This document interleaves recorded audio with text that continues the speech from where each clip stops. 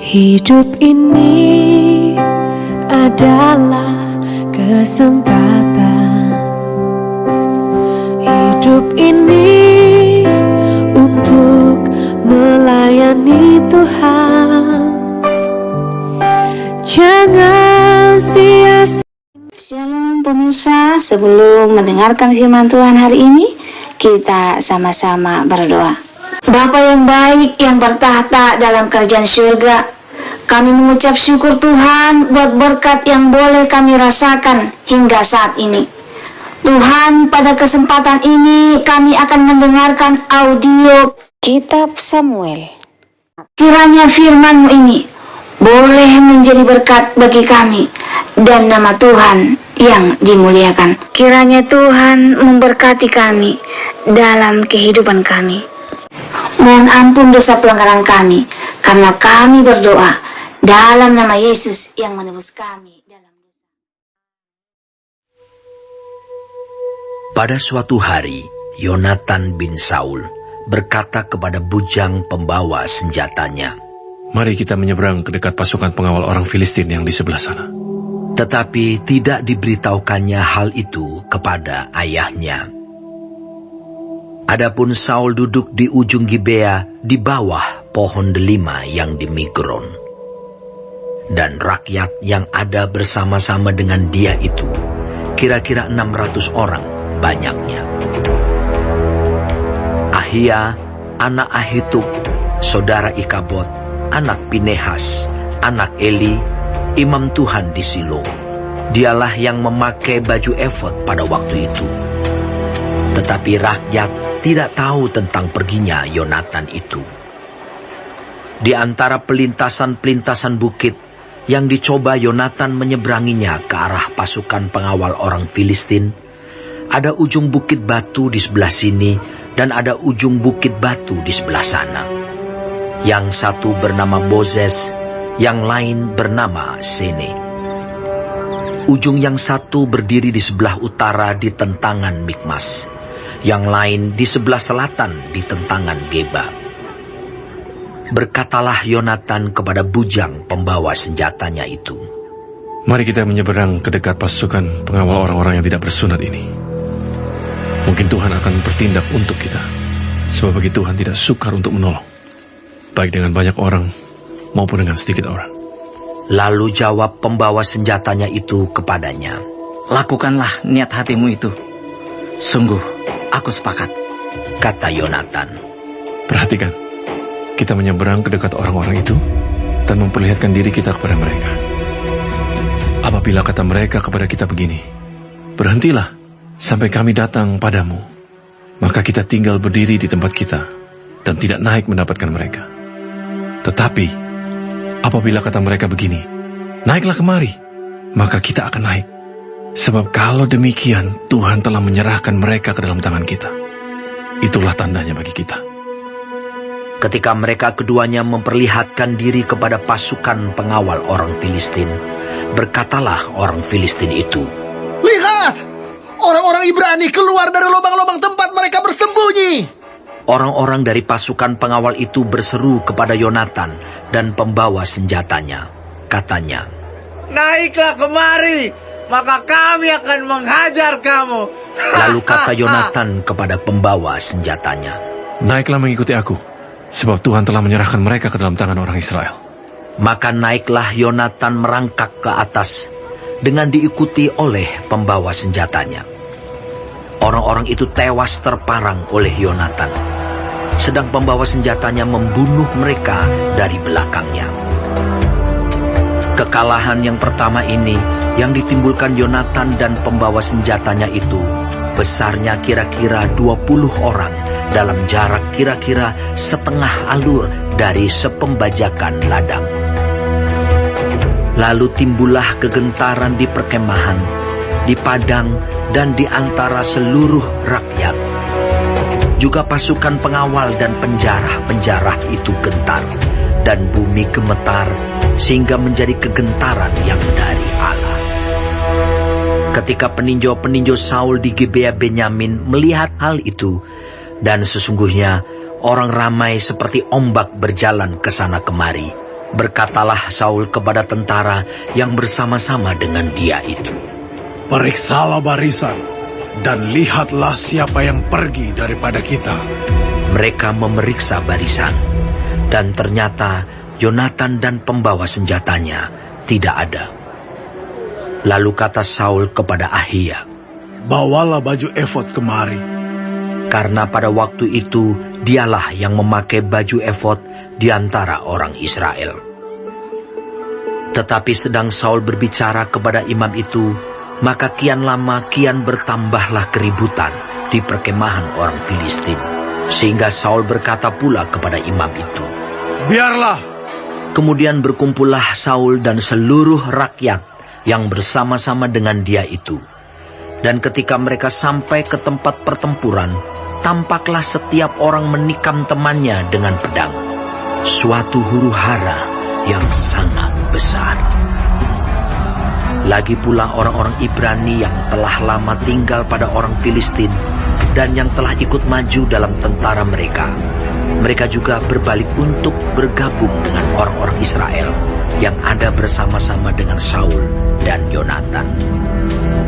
Bahkan ketika semua orang Israel yang telah bersembunyi di pegunungan Efraim mendengar bahwa orang Filistin telah lari, orang-orang itu pun bergabung dengan mereka dalam pertempuran. Demikianlah Tuhan menyelamatkan orang Israel pada hari itu. Pertempuran itu meluas sampai lewat Bet Awen. Ketika orang-orang Israel terdesak pada hari itu, Saul menyuruh rakyat mengucapkan kutuk, katanya, "Terkutuklah orang yang memakan sesuatu sebelum matahari terbenam, dan sebelum aku membalas dendam terhadap musuhku." Sebab itu tidak ada seorang pun dari rakyat yang memakan sesuatu. Dan seluruh orang itu sampailah ke suatu hutan, dan di sana ada madu di tanah. Ketika rakyat sampai ke hutan itu, tampaklah ada di sana madu meleleh, tetapi tidak ada seorang pun yang mencedoknya ke mulutnya dengan tangan, sebab rakyat takut kepada sumpah itu. Tetapi Yonatan tidak mendengar bahwa ayahnya telah menyuruh rakyat bersumpah. Ia mengulurkan tongkat yang ada di tangannya dan mencelupkan ujungnya ke dalam sarang madu. Kemudian ia mencedoknya ke mulutnya dengan tangan. Lalu matanya menjadi terang lagi. Dan seorang dari rakyat berbicara, katanya, "Ayahmu telah menyuruh rakyat bersumpah dengan bersungguh-sungguh. Katanya, terkutuklah orang yang memakan sesuatu pada hari ini, sebab itu rakyat letih lesu." Lalu kata Yonatan, "Ayahku mencelakakan negeri. Coba lihat bagaimana terangnya mataku setelah aku merasai sedikit dari madu ini. Apalagi jika sekiranya rakyat pada hari ini boleh makan dengan bebas dari jarahan musuhnya yang telah didapatnya. Tetapi sekarang tidaklah besar kekalahan di antara orang Filistin." Dan pada hari itu mereka memukul kalah orang Filistin dari Mikmas sampai ke Ayalon. Rakyat sudah sangat letih lesu. Sebab itu rakyat menyambar jarahan. Mereka mengambil kambing domba, lembu dan anak lembu, menyembelihnya begitu saja di atas tanah, dan memakannya dengan darahnya. Lalu diberitahukanlah kepada Saul demikian, "Lihat, rakyat berdosa terhadap Tuhan dengan memakannya dengan darahnya." Dan ia berkata, "Kamu berbuat khianat. Gulingkanlah sekarang juga sebuah batu besar kemari." Kata Saul pula, "Berserak-seraklah di antara rakyat dan katakan kepada mereka, setiap orang harus membawa lembunya atau dombanya kepadaku. Sembelilah itu di sini, maka kamu boleh memakannya. Tetapi janganlah berdosa terhadap Tuhan dengan memakannya dengan darahnya." Lalu setiap orang dari seluruh rakyat membawa serta pada malam itu lembunya, dan mereka menyembelihnya di sana. Saul mendirikan mezbah bagi Tuhan. Inilah mezbah yang mula-mula sekali didirikannya bagi Tuhan.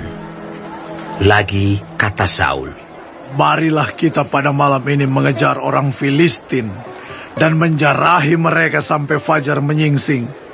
Dan janganlah kita biarkan hidup seorang pun dari mereka. Jawab mereka itu. Perbuatlah apa yang kau pandang baik. Tetapi imam berkata, marilah kita dahulu tampil menghadap Allah di sini. Saul bertanya kepada Allah, bolehkah aku mengejar orang Filistin itu? Akan kau serahkankah mereka ke dalam tangan orang Israel? tetapi pada hari itu ia tidak menjawab Saul. Lalu kata Saul, datanglah kemari, kamu segala pemuka rakyat. Berusahalah mengetahui apa sebab dosa ini terjadi pada hari ini. Sebab demi Tuhan yang hidup, yang menyelamatkan orang Israel, sekalipun itu disebabkan oleh Yonatan, anakku, maka ia pasti akan mati. tetapi seorang pun dari seluruh rakyat tidak ada yang menjawabnya. Kemudian berkatalah ia kepada seluruh orang Israel, kamu berdiri di sebelah yang satu, dan aku serta anakku Yonatan akan berdiri di sebelah yang lain. Lalu jawab rakyat kepada Saul, perbuatlah apa yang kau pandang baik. Lalu berkatalah Saul, ya Tuhan, Allah Israel, mengapa engkau tidak menjawab hamba-Mu pada hari ini? Jika kesalahan itu ada padaku atau pada anakku Yonatan, ya Tuhan Allah Israel, tunjukkanlah kiranya Urim. Tetapi jika kesalahan itu ada pada umat-Mu Israel, tunjukkanlah Tumim. Lalu didapati Yonatan dan Saul, tetapi rakyat itu terluput. Kata Saul, buanglah undi antara aku dan anakku Yonatan. Lalu didapati Yonatan. Kata Saul kepada Yonatan, beritahukanlah kepadaku apa yang telah kau perbuat. Lalu Yonatan memberitahukan kepadanya. Katanya, memang, aku telah merasai sedikit madu dengan ujung tongkat yang ada di tanganku. Aku bersedia untuk mati. Kata Saul, beginilah kiranya Allah menghukum aku, bahkan lebih daripada itu. Sesungguhnya Yonatan, engkau harus mati. Tetapi rakyat berkata kepada Saul, masakan Yonatan harus mati? Dia yang telah mendapat kemenangan yang besar ini di Israel. Jauhlah yang demikian. Demi Tuhan yang hidup, selai rambutmu dari kepalanya takkan jatuh ke bumi. Sebab dengan pertolongan Allah juga dilakukannya hal itu pada hari ini. Demikianlah rakyat membebaskan Yonatan, sehingga ia tidak harus mati. Maka pulanglah Saul setelah mengejar orang Filistin, dan orang Filistin itu pun kembali ke tempat kediamannya. Setelah Saul mendapat jabatan raja atas Israel, maka berperanglah ia ke segala penjuru melawan segala musuhnya, melawan Moab, Bani Amon, Edom, raja-raja negeri Zoba, dan orang Filistin. Dan kemanapun ia pergi, ia selalu mendapat kemenangan. Ia melakukan perbuatan-perbuatan yang gagah perkasa, memukul kalah orang Amalek, dan melepaskan Israel dari tangan orang-orang yang merampasi mereka. Anak-anak lelaki Saul ialah Yonatan, Yiswi, dan Malkisua. Nama kedua anaknya yang perempuan, yang tertua bernama Merab, yang termuda bernama Mikal. Istri Saul bernama Ahinoam, anak Ahimaas. Panglima tentaranya bernama Abner, anak Ner, paman Saul. Kis, ayah Saul, dan Ner, ayah Abner, adalah anak-anak Abiel. Hebat peperangan melawan orang Filistin selama zaman Saul. Dan semua pahlawan dan orang gagah perkasa yang dilihat Saul dikumpulkannya kepadanya. Baik, sebelum mengakhiri firman Tuhan hari ini, kita sama-sama berdoa. Bapa kami yang di surga, dikuduskanlah nama-Mu. Datanglah kerajaan-Mu. Jadilah kehendak-Mu di bumi seperti di sorga. Berikanlah kami pada hari ini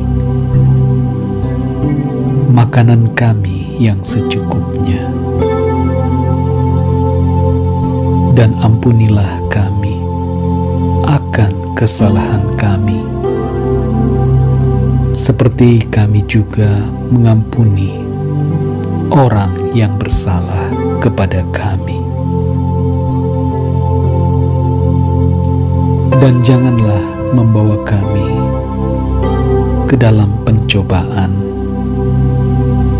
tetapi lepaskanlah kami daripada yang jahat, karena Engkaulah yang empunya kerajaan dan kuasa dan kemuliaan sampai selama-lamanya. Amin.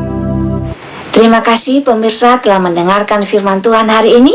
Sampai ketemu besok hari. Terima kasih. Tuhan